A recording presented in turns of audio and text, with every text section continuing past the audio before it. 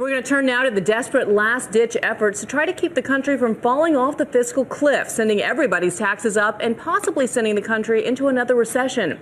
It's down to the wire with just 3 days left, and ABC's Lisa Stark has the latest on the last-minute wheeling and dealing being done in Washington. Good morning, Lisa.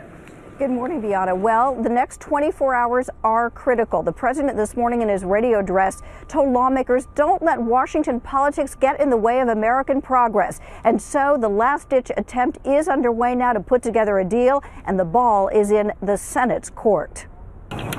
There's nothing like a deadline to force action. The president met with congressional leaders Friday for the first time in 6 weeks, then proclaimed himself modestly optimistic, but warned. The American people are watching what we do here.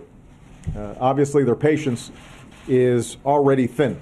With the clock running out, here's the game plan. The Democratic and Republican leaders in the Senate will spend today trying to hash out a bipartisan agreement. I'm hopeful and optimistic. But if there is no deal, the president wants an up or down vote on measures he thinks can pass, extending tax cuts for those making $250,000 or less, and continuing unemployment benefits for the millions who will lose them when the new year strikes. That's the bare minimum that we should be able to get done. It's clear whatever happens, there is no time now for a grand bargain on the even tougher issues, cutting spending and raising the debt ceiling. We're going to end up with a small, kick the can, down the road bill that creates another fiscal cliff to deal with this fiscal cliff. How irresponsible is that?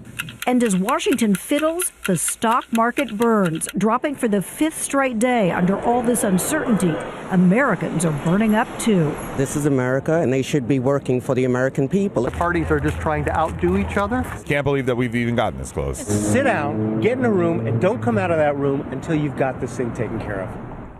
And what the Senate leaders hope to do is put together this deal, bring it to the Senate tomorrow. Then the House comes back in session tomorrow night. They could vote on any deal passed by the Senate.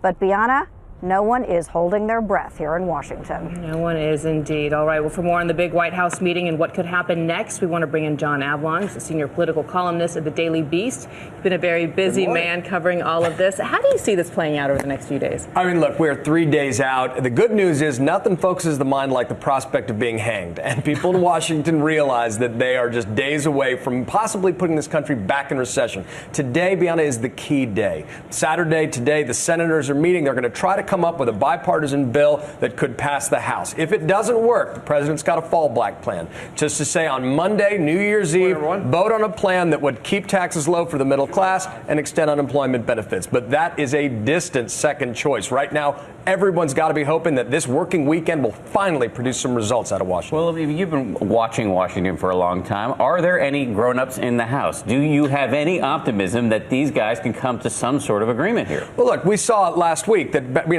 Speaker Boehner doesn't even control the far right of his own caucus. The problem is the polarization of the two parties has made it much more difficult to come together to get a deal. Even, and this is the real reality check here, folks, 98% is agreed upon.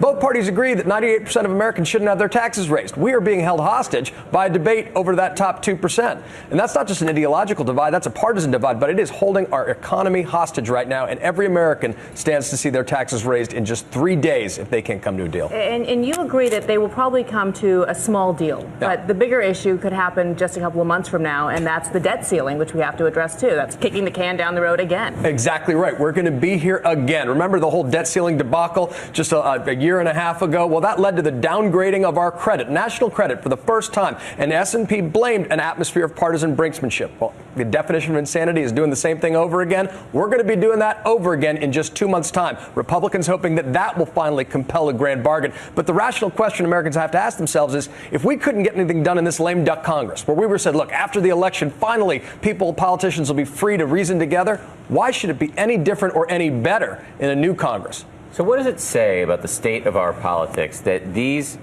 elected officials manufactured a crisis and can't get themselves out of the box that they constructed. What does it say? It says that we don't have just an ideological divide. We have a crisis of self-government right now. Just to be real clear about it, because this is a time bomb that Congress set.